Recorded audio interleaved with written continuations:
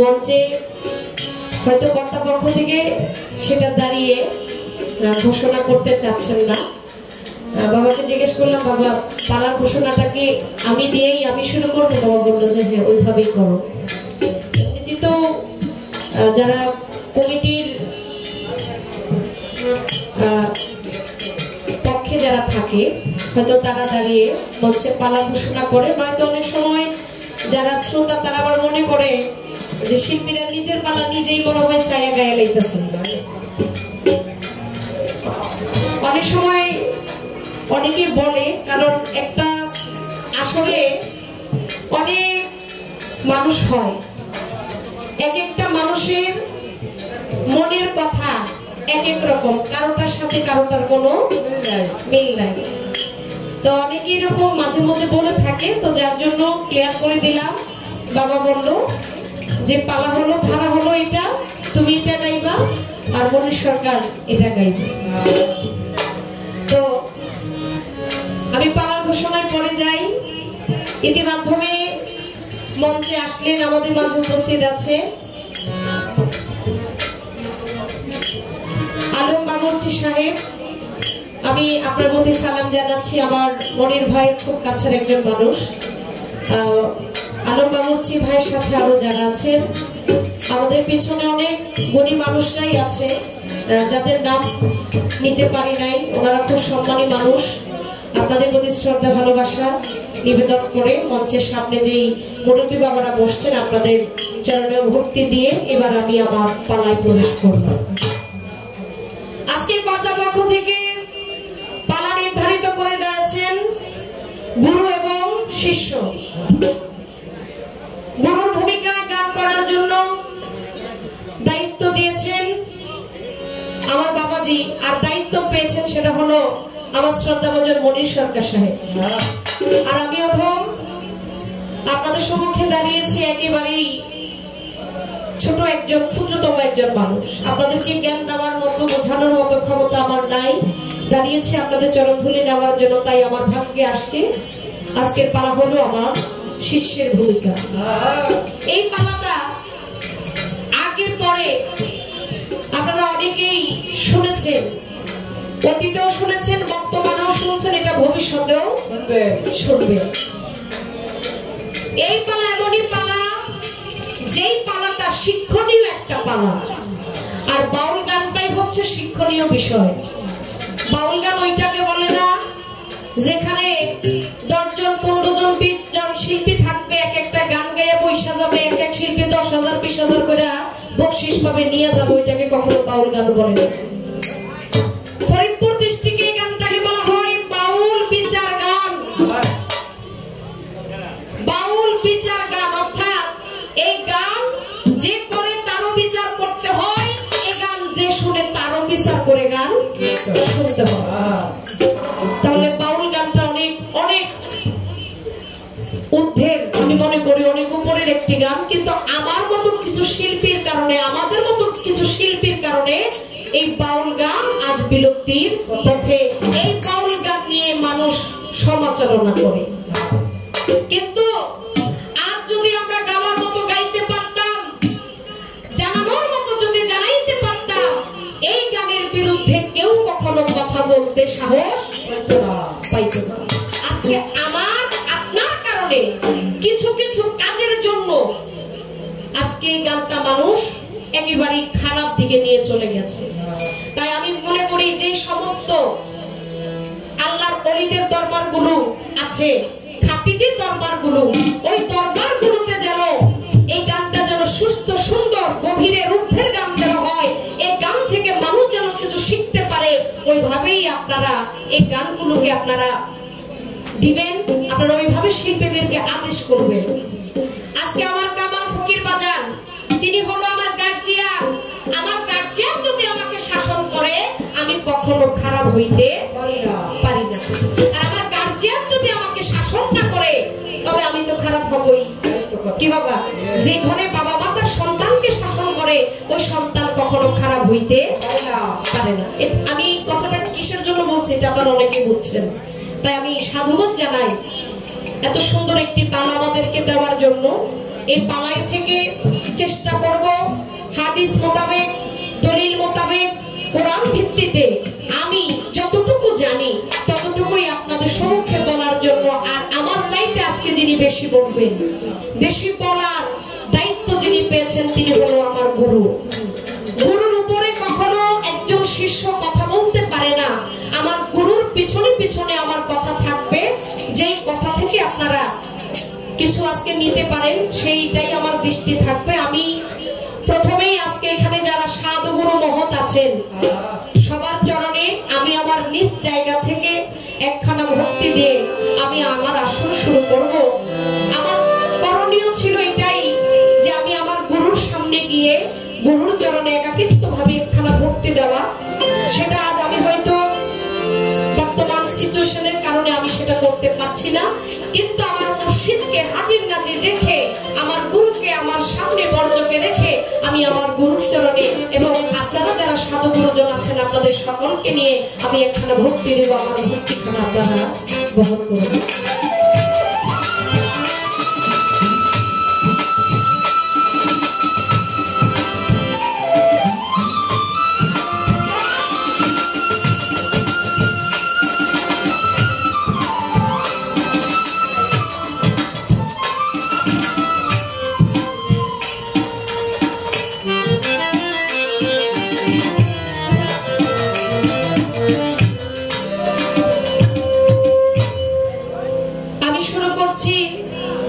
আমার পালাটা গুরু শিষ্য পালাটার ভিতরেই কথার ভূমিকাটা একটু বেশি থাকে।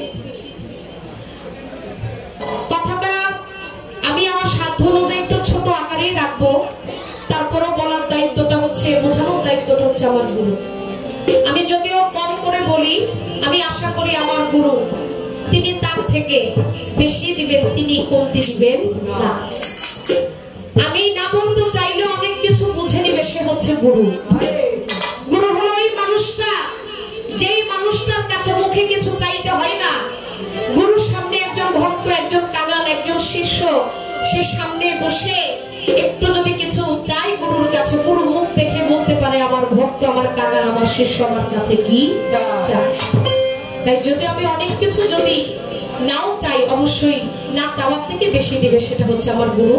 তো আমি প্রথমেই বিসমিল্লাহ থেকে শুরু করতে চাই। আগে গানটা আমি ধরি, তারপর গুরুর কাছে ছোট্ট করে মৌখিক কিছু কথা।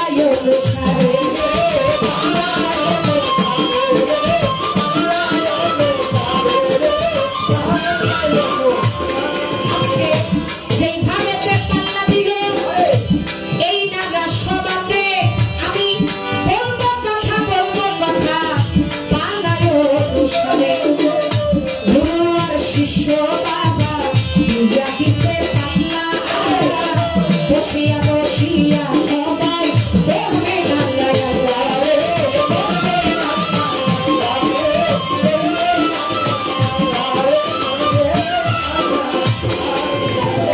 গুরু আর শিষ্য দেখো এই সময়ে এই মঞ্চেতে লাইগা গেল পাল্লা, বসিয়া বসিয়া সবাই মন পরিষ্কার করে বলবে বসিয়া আল্লাহ আল্লাহ।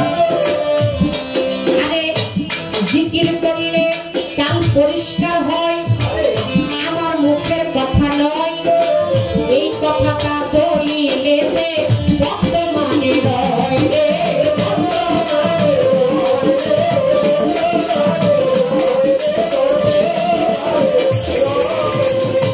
প্রথমবারে আমি আমার গুরুর কাছে মৌখিকভাবে কথা জানতে চাই, বুঝাইবে বুঝাইবে কথায় আজকে আমার গুরুজি গোসাই।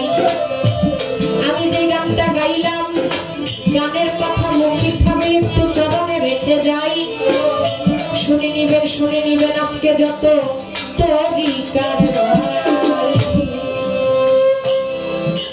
আমার গানের কথা আপনারা শুনেছেন, গানের যে কথা এগুলাই প্রশ্ন, যদিও অনেক কথা আছে।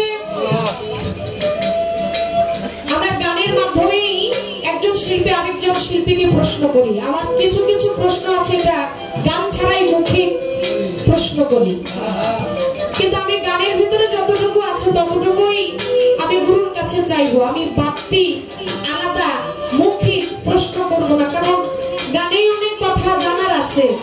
তাহলে কাছেরটা রাইখা দূরেরটা বলার কোনো দরকার মনে করি না, তাহলে এটা অনেক বেশি হয়ে যায়।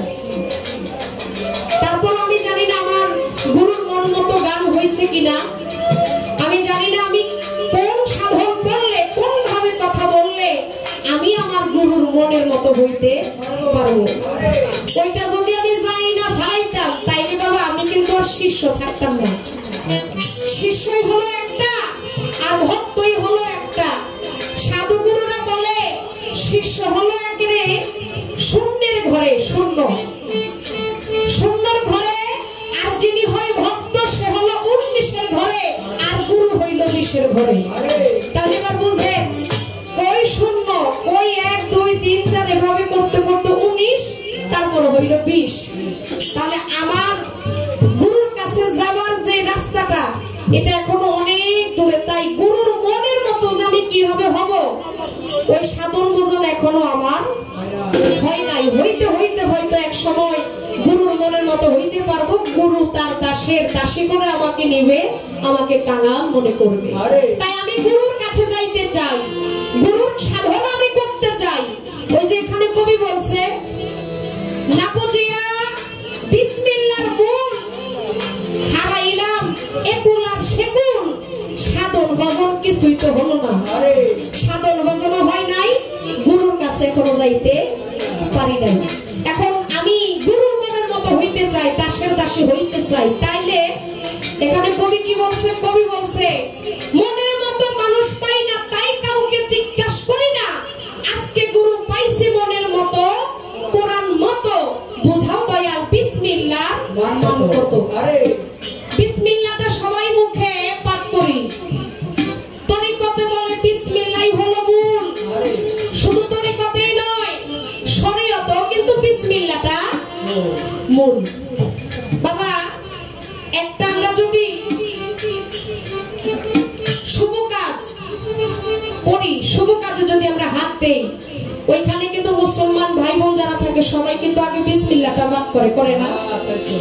তরিকতেও দেখেছি সাধু গুরু বৈষ্ণবেরা যদি কোনো কাজ করে ওইখানেও কিন্তু আগে বিসমিল্লাহটা করে, কিন্তু সবাই বিসমিল্লাহ পড়ি, কিন্তু এই বিসমিল্লাহর যে হাকিকত এই হাকিকতটাই আমরা অনেকেই বুঝি না। এখন বলতে পারে বিসমিল্লাহ এটা হলো 19 হরফে, এটার হাকিকত কি? এটা বুঝার কি আছে? এটা পাইছি কোরআনে, এটা মুখ দিয়ে এটা আমরা বললেই হয়। বিসমিল্লাহ, আউযুবিল্লাহি মিনাশ শাইতানির রাজিম, বিসমিল্লাহির রহমানির রহিম। বিসমিল্লাহ হচ্ছে বরকত। কি? বিসমিল্লাহ হইল বরকত, কিন্তু এটা আমি শিষ্যের জন্য এটা বরকত না, আমার গুরুর জন্য হলো বরকত। আমার গুরু মনির জান, আমার মুর্শিদ, আমার মজিদ বাবা, আমার ভান্ডারি, আমার শাহালি বাবা, আমার সুরেশ্বরী, আমার বৈরাবুড়ি, এরা বিসমিল্লাহ পাঠ কইরা এরা হাত দিলে ওই জায়গায় কি ডাবল হয়, বরকত হয়। কিন্তু আমি পুতুল দেওয়ান বিসমিল্লাহ বইলা যদি কিছু একটা রাখি ওইটা বরকত হয় না, ওইটা বাড়ে না, ওইটা শুধু কমে। কি কথা ঠিক কি না? বিসমিল্লাহ হইল বরকত, তাহলে গুরু হাত দিলে সেখানে বরকত হয়, কিন্তু আমি শিষ্য বিসমিল্লাহ বলে কোন জায়গায় হাত দিলে সেখানে বরকত হয় না, সেটা কমে। তাহলে বোঝা গেল বিসমিল্লাহর ভিতরেও অনেক ব্যবধান আছে, মানে বলার ভিতরে অনেক হাকিকত আছে। তাহলে আমি এই বিসমিল্লাহ সাধনাটা আমি কিভাবে করব? আমি বিসমিল্লাহ সাধনা কিভাবে করলে অবশেষে আমিও বিসমিল্লাহ বলে একটা হাড়িতে যদি কিছু রাখি তখনই বরকত হবে। তাহলে এই সাধনটা আমাকে জানতে হবে। আর তরিকার মূল বিষয়াদি হচ্ছে বিসমিল্লাহ। তাই বলছে বিসমিল্লাহতে আছে কি ধন, এই পৃথিবীর চাইতে ওজন। ও বাবা, বিসমিল্লাহ একটা আপনি যদি পাল্লাতে রাখেন আর এই পৃথিবীটা যদি একটা পাল্লায় রাখেন, সাধুগুরু প্রশ্ন বলতেছে এই বিসমিল্লাহর পাল্লাটাই নাকি ওজন বেশি, ভারী বেশি হয়।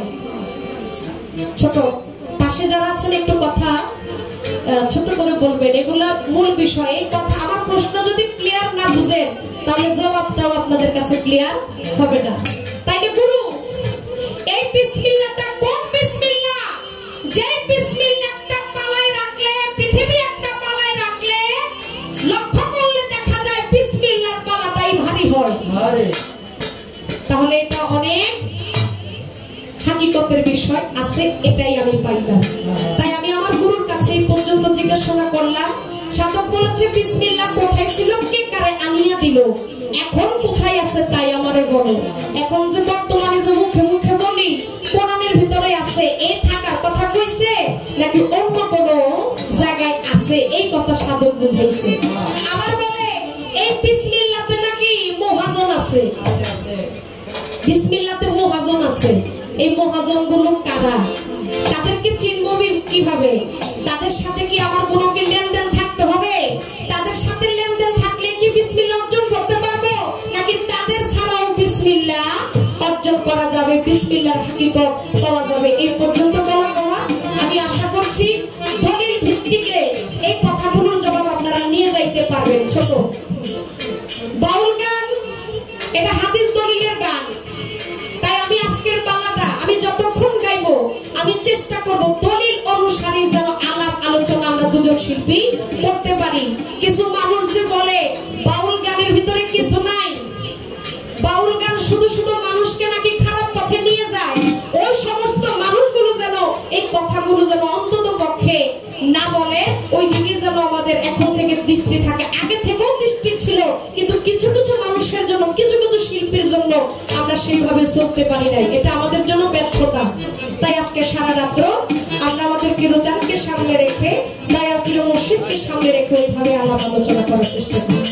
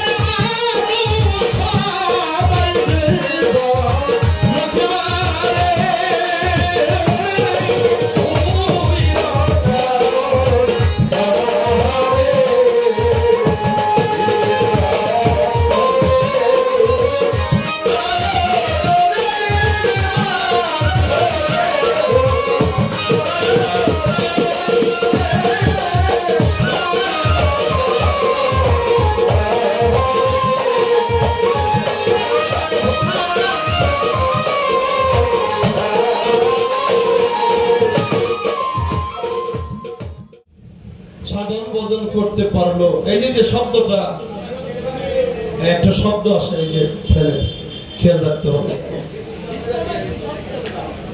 গুরু শিষ্যের পালায় আমাকে গুরু ভাগে, গুরুর পক্ষে দুটি কথা, দুটি গান গাওয়ার জন্য কর্তা পক্ষের আদেশ। পালাটা বড় পবিত্র পালা। আর যিনি শিষ্য আজকে পুতুল দেওয়ান একটা কথা বলছে, ভাই আমি অধম কাঙাল, আমাকে শিষ্যের ভাগে রাখছে। এই পৃথিবীতে মুমিন মুসলমান শিষ্য হওয়াটা ভাগ্যের বিষয়। যার ভাগ্য ভালো সে একজন মুমিন মুসলমান শিষ্য হয়, ওলি পর্যায়ে একজন মুর্শিদ খোঁজে। সে পালার দণ্ডায়মান হয়ে আমার কাছে একটি গান, সে গানটা হলো বলো দয়াল বিসমিল্লাহর মান কত। আমি মনের মতো মানুষ পাই না, তাই কাউরে জিজ্ঞাসা করি না। হ্যাঁ তাই তো, সাইজিল আলম বলছিল আমি ঘটকে খুঁজি না, আমি যিশুকে খুঁজি না, আমি খুঁজি আমার মনের মানুষ। আর মনের মানুষ পাইলে তার সাথে মনের কথা বলা যায়। বলে হারি আজকের শিষ্য, তার মধ্যে আদবতা, মানবতা, মুর্শিদের প্রতি প্রেম ভালোবাসা পরিপূর্ণ। সেখান থেকে একটি গান, এই বিসমিল্লাহ কোথায় ছিল, কে আনিয়ে কারে দিল, এখন সে বিসমিল্লাহ কোথায় আছে, বিসমিল্লাহর মহাজন বা কারা। এখানেই শেষ নয়, এই বিসমিল্লাহ শুধু পড়লাম বিসমিল্লাহির রহমানির রহিম, তাতে কি হয়ে গেল? তাতে কি আমি কোনো কাজ করতে গেলে আমার সে কাজে বরকত দিবে আল্লাহ তাআলা? অত্যন্ত সুন্দর প্রশ্ন। বিসমিল্লাহতে আছে কি ধন, কি এমন ধন আছে যা পৃথিবীর চাইতে ওজন? এখন কোথায় আছে সেই বিসমিল্লাহ? দয়াল ভাই আমারে বলো। চেষ্টা করি আমি একেবারে কম কথায় যাতে উত্তর করতে পারি, কারণ আপনারা দোহার এলাকার মানুষ, আপনারা তো গান শোনেন না, আপনারা হলে গান খান। গান খাওয়ার মানুষের সামনে গান গাওয়া, কথা বলা বড় ভয় লাগে। তাই আমরা শিল্পীরা চিরদিনই আপনাদের কাছে ঋণী। দয়া করে আপনারা আমাদের মতো শিল্পীর গান শোনার জন্য, দুটি কথা শোনার জন্য বসে আছেন, এই জন্য আমরা শিল্পীরা ধন্য, আপনাদের কাছে ঋণী। তাই দুইটা কথা, দুইটা গান দিয়ে আপনাদের একটু গোলামি করতে পারলে, আপনাদের একটু খুশি করতে পারলে আমরা শিল্পীরা বেঁচে যাই। বিসমিল্লাহ, এই বিসমিল্লাহ হলো 3 পাঠে করা। কয়টা পাঠ? 3টা পাঠ। একটা হলো বরকত, আরেকটা হলো রহমত, আরেকটা হলো হেফাজত। 3 পাঠে বিসমিল্লাহ করা। এই বিসমিল্লাহ যার কাছে ধরা, পীর মুর্শিদ হয় তারা, এই বিসমিল্লাহর মহাজন হয় তারা। তাই এই বিসমিল্লাহ শুধু শুধু পড়লে হবে না, বিসমিল্লাহ হইতে হবে। বিসমিল্লাহটা কেমন করে হতে হবে? মুখে হইল বরকত, খেয়াল করবেন, মুখে হইল বরকত। এখানে আছে বিসমিল্লাহর হরফ হইল 19টা, 19 হরফে বিসমিল্লাহির রহমানির রহিম। এই মুখে হইল 6। এই মুখ দিয়ে মিথ্যা বলা যাবে না, এই মুখ দিয়ে কাউকে গালি দেওয়া যাবে না, এই মুখ দিয়ে কাউকে হুমকি দেওয়া যাবে না, এই মুখ দিয়ে বাজে আলাপ করা যাবে না, এই মুখ দিয়ে চুগলখড়ি করা যাবে না, এই মুখ দিয়ে কারো গীবত করা যাবে না। এই 6টা জিনিস যার সই হয়েছে, তার মুখটা সত্য হয়েছে। বেজার হয়েন না, মুখ যার সত্য হয় নাই, সারা জীবন যদি রাব্বানা জালামনা আনফুসানা ওয়া ইল্লাম তাগফির লানা ওয়া তারহামনা লানাকুনান্না মিনাল খাসিরিন, সারা জীবন ভইরে মুখ দিয়ে খালি দোয়া করবেন, রাব্বানা আতিনা ফিদ দুনিয়া হাসানাতাও ওয়া ফিল আখিরাতি হাসানাতাও ওয়া কিনা আযাবান্নার। হে আল্লাহ, আমাদেরকে দুনিয়াতেও ভালো রাখো, আখিরাতেও ভালো রাখো। এই মুখ দিয়ে শুধু বললে হবে না, এই 6টা জিনিস যার মুখে সত্য হয়েছে, মিথ্যা বলা, হুমকি দেওয়া, গালি দেওয়া, বাজে আলাপ করা, এই মুখ দিয়ে গীবত করা, এগুলা যারা করে না তার মুখটা সত্য হয়েছে, এই মুখে হলো বরকত। আর এই হাতে হইল রহমত। এই হাত দিয়ে বিছন বপন করেন জমিতে, এই হাত দিয়ে কাউরে দান দক্ষিণা করেন, এই হাত দিয়ে কাউরে দোয়া করেন, কোনো কাজে লাগবে না সেই পর্যন্ত, এই হাত যে পর্যন্ত আপনার সহি শুদ্ধ না হবে। হাতের মধ্যে আছে 6, এটা হলো রহমত। এই হাত দিয়ে চুরি করা যাবে না, এই হাত দিয়ে ডাকাতি করা যাবে না, এই হাত দিয়ে পরবস্তু কেড়ে নেওয়া যাবে না, এই হাত দিয়া পুরো এতিমের মাল আনা যাবে না, এই হাত দিয়া কাউরে অন্যায় ভাবে কাউরে আঘাত করা যাবে না, এই হাত দিয়ে অন্যায় পথে উপার্জন করা যাবে না, এই হাত দিয়ে অন্যায় পথে ব্যয় করাও যাবে না। এই 6টা জিনিস যার সই হয়েছে তার এই হাতের মধ্যে রহমত বর্ষিত হয়েছে, আল্লাহর রহমত। 6 আর 6 কত হইল 12। আর নাভির নিচে লজ্জার স্থান যাকে বলা হয়, এখানে হইল 7। হস্ত মৈথুন, সাম্য মৈথুন, অভিচার ব্যভিচার মৈথুন, সৃষ্টিকে রক্ষা করা, এখানে রয়ে গেছে 7। জনঙ্গকে হেফাজতে রাখা, এই 7 আর হইল 12 12, 6 6 12, 12 আর সাথে কত 19। এই 19 যার কাছে ধরা, বিসমিল্লাহ তার কাছে ধরা, সে নিজেই বিসমিল্লাহ হইয়া গেছে। তবেই বিসমিল্লাহ পাঠ করলে, বিসমিল্লাহ কয়ে কাউরে একটু পানি পরে দিলে পেট ব্যথা সারবে, তাছাড়া হবে না। এখানে আমার দাদা উস্তাদ আব্দুর রশিদ সরকার, উনি একটা গান করছে, বিসমিল্লাহ কোথায় থেকে পয়দা, সেখান থেকে আমি একটু গান আপনাদেরকে শোনাই।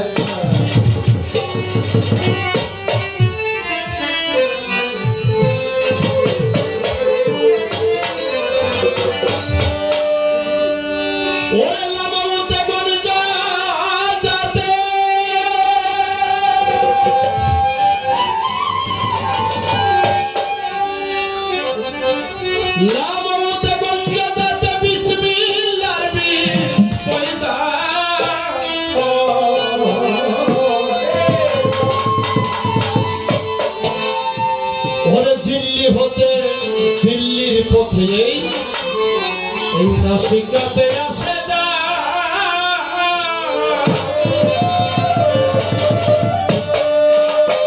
বিসমিল্লাহ দিল্লির থেকে এই দিল্লির পথে নাসিকাতে আসে আর যায়, 24-এর মধ্যে খেলা করে।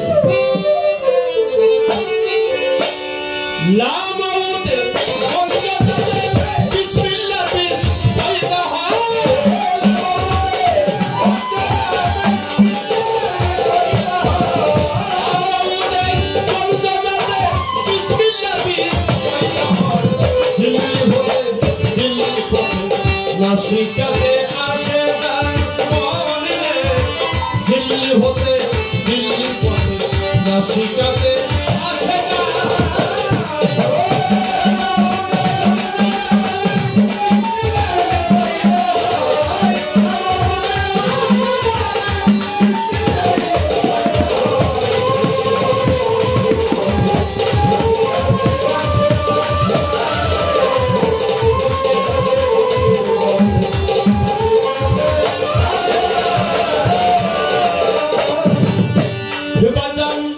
আহাত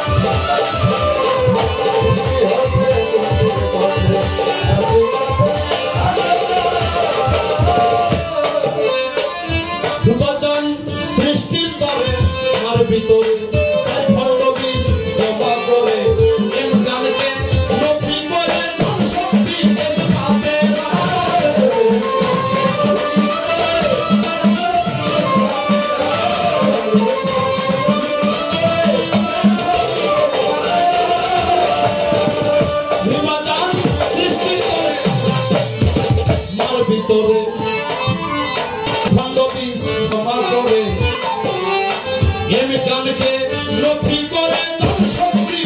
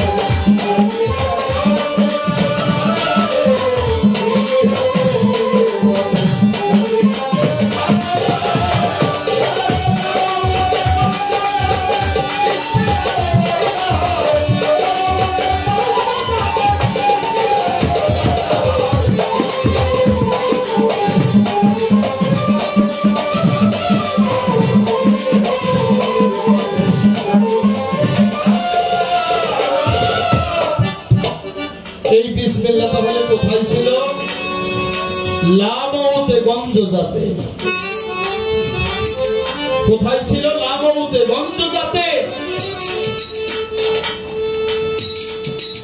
সেখান থেকে এই বিসমিল্লাহির রহমানির রহিম সেই জিল্লি যাকে বলা হয় জিল্লি মূলধার জিল্লি থেকে দিল্লির পথে নাসিকাতে আসে আর যা আহাত হইতে হয় দমের সৃষ্টি, দম হইতে হয় নূরের সৃষ্টি, সেই নূরে মিশিয়ে মন্ত্রে বিসমিল্লাহ বাতুনে মানে গোপনে রয়। প্রথমে 5 খণ্ড হইল, আপনাদের আর রোজার বাকি নাই, 5 খণ্ডে পাকে পাঞ্জাতন ধরে। প্রথমে 5 খণ্ড হইল, 5 ভাগে পাঞ্জাতন হইল, 4 খণ্ড বিষ ভাণ্ড রূপে পাইল হইল আমার ফাতেমা। আপনারা জানেন আমার ফাতেমা যখন ডিম্ব আকার তখন আমার মায়ের ভিতরে আমার দয়াল নবীজি মাওলা আলী করিমুল্লাহ ওয়াজহু, আমার মাওলা হাসান আলাইহিস সালাম, মাওলা হুসাইন আলাইহিস সালাম, আর নাম ভাগটা সেটাও তার ভিতরে ছিল। এই জন্য আল্লাহ ফাতেমারে মা কইয়া ডাকছে। এই জন্য বাবা বিসমিল্লাহর ওজনটা এত, এই পৃথিবী দিলেও বিসমিল্লাহ সমান ওজন হবে না। বিসমিল্লাহ কেউ সাধলে, চিনলে, জানলে তাহলে সে আল্লাহকে চিনতে পারে, সে পাকে পাঞ্জাতনকে চিনতে পারে। তাই আমার এই গানটাই যথেষ্ট। তারপরেও আমি বিসমিল্লাহির রহমানির রহিম সম্পর্কে কিছু কথা বলেছি। বিসমিল্লাহ হলো আমাদের হইতে হবে, বিসমিল্লাহ 3 পাঠে গড়া, রহমত, বরকত আর হেফাজত। এত ভালো প্রশ্ন করার জন্য আমার শিষ্যকে ধন্যবাদ দিয়ে শুরু করব না। হাজার হাজার শিষ্যের মধ্যে গুরুর মনোনীত 2-1 হয়। আজকের শিষ্য হলো তাই। এই শিষ্যের দরজাটা একেবারে ছোট না, একেবারে ছোট না। মুরিদ হইলে সে শিষ্য হয় না। শিশুর স্বভাব নিজের মধ্যে প্রতিষ্ঠা করা। আপনার 5 বছরের একটা ছেলেকে এখন ধমক দিয়েছেন, থাপ্পড় দিয়েছেন, একটু পরে একটা লজেন্স নিয়ে ওর সামনে ধরলে বয়স আপনাকে জড়িয়ে ধরে আব্বা আব্বু করে। আর আপনারা যদি আপনার পীর মুর্শিদ যদি অনেকেই আছে, যদি একটু ধমক দিয়ে কথা কয়, একটু শাসন করে, ও সেটাকে অপমান ভাইবা কয় আমি আর কেরুসঙ্গের দরবারে যাব। আর যিনি শিষ্য তার মধ্যে শিশুর স্বভাব থাকে। তাই বাবা আজকে গুরু শিষ্যের পালা। আমি ভালো কিছু জবাব না করতে পারলেও যার সাথে গান, সে আজকে ভালো ভালো কিছু কথা, প্রশ্ন আমার মাঝে রাখবে, আমি চেষ্টা করবো দেওয়ার জন্য। এই গানটা পর্যন্ত থাক, আমি আরেকটি গান করে বসে যাবো।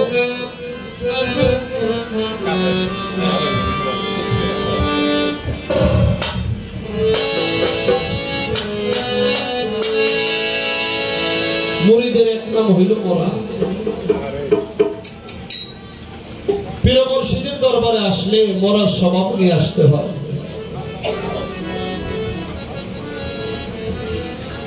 অনেক কিছু শুনতেছি বর্তমানে, কষ্ট লাগে, কিন্তু পবিত্র কোরআন শরীফে আল্লাহ তাআলা ঘোষণা করে দিয়েছে, সূরা ইউনূস 62 নম্বর আয়াত।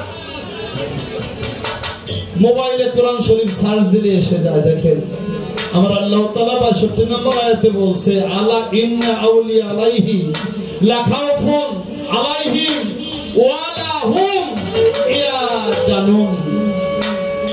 স্বর্ণ অক্ষরে লেখা, আল্লাহ বলছে জেনে রাখো আল্লাহর ওলিদের কোনো ভয় নাই, তারা কখনো পেরেশানি হবে না।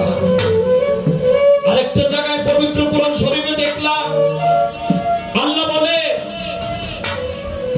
যে আমি আল্লাহর রাস্তায় পতন হয়ে যায় তাকে তোমরা মৃত বলিও না, সে হলো জীবিত। তারা হলো জীবিত। এই জন্য মাজারে খাবার দেয় ভক্তরা, মাজারে গিলাফ চড়ায়, মাজার গোসল করায়। কারণ যে মানুষটা নিজের আবিত্য সত্তাকে পুরাইয়া, নিজেকে মুর্শিদ প্রেমে, রাসূল প্রেমে পুরাইয়া সারখার করে দেয়, সে ভাই আল্লাহর বন্ধু। আল্লাহ কইব হইল আমার ওলি, আমি হইলাম আল্লাহ, আমি আমার বন্ধুর সাথে আমার নিজের নামটা লাগাই দিলাম। সেই ওলির মাজারে যারা আঘাত করতেছে বিশ্বাস রাখবেন 2 দিন আগে পরে, কারণ ইন্নাল্লাহু মাস সাবিরিন, আল্লাহ বলছে আমি ধৈর্যশীলদের সাথে থাকি। আল্লাহর ওলিরা এত সহজে কিছু করে না, তারা ধৈর্য ধারণ করে। এই জন্য যারা আল্লাহর ওলিদের মাজারে আঘাত করতেছেন, আমি পাই ধরে বলি আপনারা ফিরে যান আর আল্লাহর ওলিদের মাজারে বেদবি করেন না, তা না হলে দেখবেন এক সময় আপনার এই হাতই থাকবে না। অনেক প্রমাণ হয়ে গেছে, আপনার এই পাবই থাকবে না। আপনার যে মুখে কথা বলেন এই মুখের ভাষা বাক্য থাকবে না। এই জন্য আমরা শিল্পীরা ওলিয়া ওলিয়াদের গান করে বেড়াই, পীর মুর্শিদের দাবিদারি করি। আমার এই সোনার বাংলা শাহজালাল এমনি যখন গৌর গোবিন্দ রাজার সাথে যুদ্ধ আর সেই বুরহানকে বড় মারপিট করে, তার ছেলেকে জবাই করে, আমার শাহজালাল এমনি এসে সে যুদ্ধ করেছিল। জায়নামাজে বিছায়া জায়নামাজের উপরে দাঁড়ায়া সুরমা নদী পাড়ি দিছিল। এই দেশে মানুষকে হুসাইন ইসলাম শিক্ষা দিছে, মুহাম্মদী প্রেম শিক্ষা দিছে। আজকে সেই শাহজালালের মাজারে ওরা বেদবি করার জন্য যায়। আমার মুর্শিদ যেন আমাকে কবুল করে। একদিন তো যেতেই হবে। পুতুল দেওয়ান কেউ লাঠি দিয়ে জিহাদ করে, কেউ কলম দিয়ে জিহাদ করে, কেউ নিজের নফসের সাথে জিহাদ করে। আমরা শিল্পীরা আমরা আসরে আসরে এরকম সোনার মানুষ যারা বসে থাকে তাদের সামনে আমরা আল্লাহ রাসূলের গুণ কীর্তন করি। আল্লাহ রাসূল পীর মুর্শিদ যদি আমাদের কবুল করে না নেয়, আমাদের আর যাওয়ার কোনো জায়গা নাই। এই জন্যে পীর মুর্শিদের দরবারে আসলে মরার একটা স্বভাব নিয়ে আসতে হয়। কারণ যে মরে যায়, কোরআন বলে মউতু কাবল আনতা মউত, যে মরার আগে মরে সে বেঁচে যায়। কারণ জিন্দা থাকতে মরার বসন যে গায়ে পড়লো সে আর কোনোদিন মরেই না, তার ঘরটা হয়ে যায় পাকা। আমার কেরুসানদের ঘরটা হয়ে গেছে পাকা। তাই সেখানে দাঁড়িয়ে আমার সাইজি আবুল সরকারের লেখা একটি গান আপনাদেরকে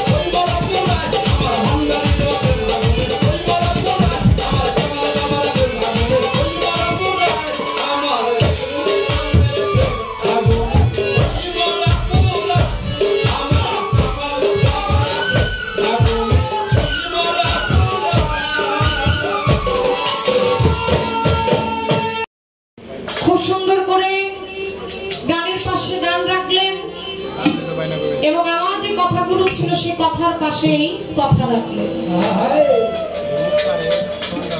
আমি যতটুকুই আমি আমার গুরুর কাছে যাই নাই, তার চাইতেও বেশি আমার গুরু দিয়ে গেছে।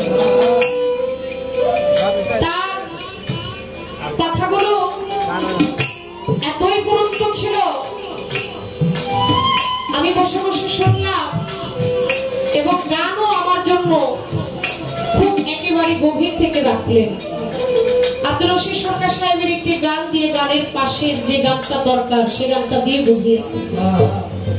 গানে যাওয়ার আগেই কিছু কথা মৌখিক জবাব দিয়ে বুঝাইলেন। কি বুঝাইলেন?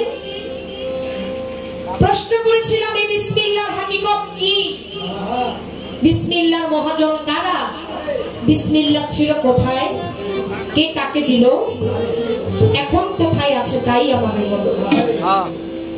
জবাব দিতে গিয়ে বললেন বিসমিল্লাহ হলো 3 পাটে গড়া। কয় পাটে? বিসমিল্লাহ 3 পাটে গড়া।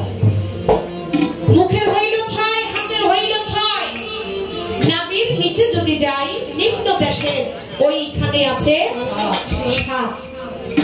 6 6 12, 12-র সাথে 7 যোগ করলে হয় 19।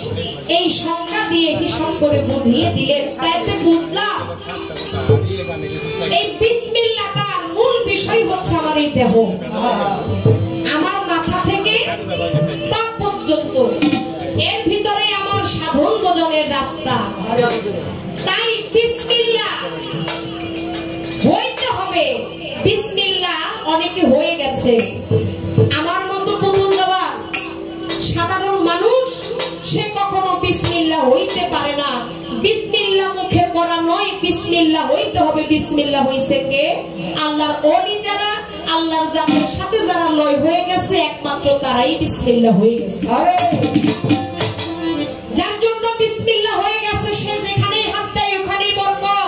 আর আমি এখনো বিসমিল্লাহ হইতে পারি নাই, বিসমিল্লাহ সাধন করতে পারি নাই, যার কারণে আমার কোনো বরকত নাই, আমারটা শুধু কমে।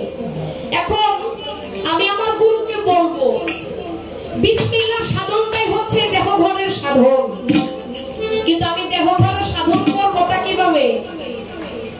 দেহঘরের সাধন তো করতে পারি না। গুরুর কথা, গুরুর আদেশ আমি আমার ভিতরে রাখতে চাই, কিন্তু রাখতে পারি না। কেন পারি না?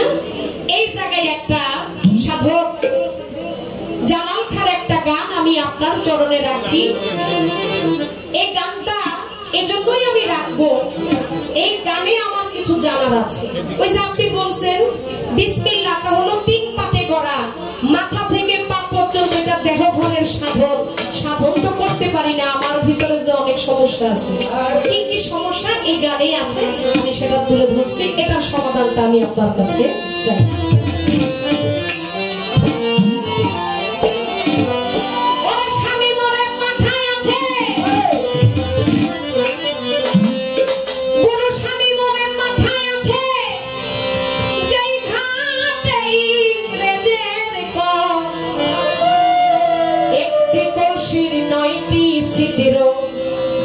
আমি কেমন করে আমি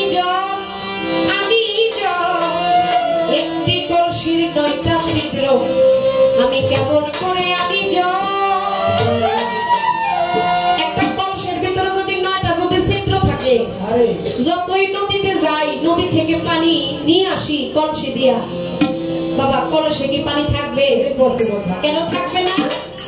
ওই যে কলসির ভিতরে ছিদ্র আছে, যে ছিদ্র দিয়ে পানি পড়ে যায়, পানি আটকানো যায় না। পানি আটকাইতে হলে, পানি ধরে রাখতে হলে ছিদ্র আগে বন্ধ করতে হবে। এখন এটা সাধক বুঝাইছে কলস দিয়া, কলসি দিয়া। আর মূলত কলস বলেন, নৌকা বলেন, পাখি বলেন, যা কিছু বলেন, এক একজন সাধক এই দেহটাকে এক এক রূপে সাজিয়েছেন। এখন দয়াল এই কলসিটা হইল আমার এই দেহ। এখন এই আমার দেহ ঘরের ভিতরে 9টা ছিদ্র আছে। ওই যে নিম্ন দেশের কথা বললেন, ওইটা নিয়ে উপরের দেশের কথাও যদি বলি, 3 পাটে, 3টা পাটের ভিতরে হিসাব করলে 9টা ছিদ্র। এখন এই 9টা ছিদ্র আমি বন্ধ করব কিভাবে? কৌশলটা কি? যদি আমি 9টা ছিদ্র বন্ধ করি তবেই তো বিসমিল্লাহ আমি হইতে পারি। আমি বন্ধ করতে পারি না, তাই আমি বিসমিল্লাহ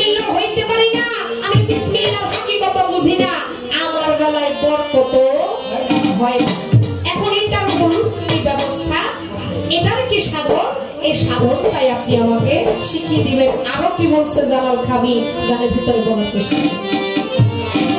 স্বামী মরে মাথায় আছে যেই ঘাটেই রাজের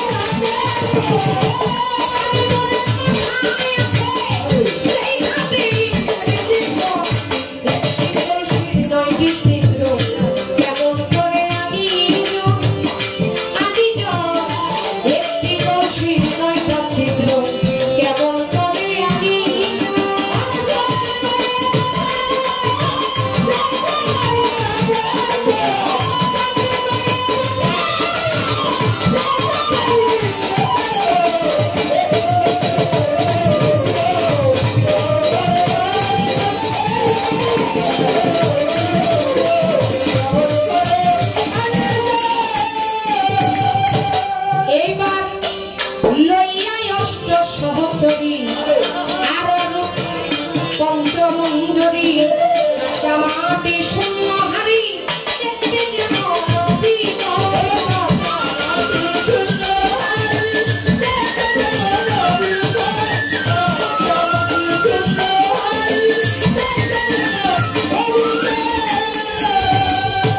লইয়া অষ্ট সহচরী আরো পঞ্চরূপ মঞ্জরি জামাটি শূন্য হারি দেখতে যেন নদী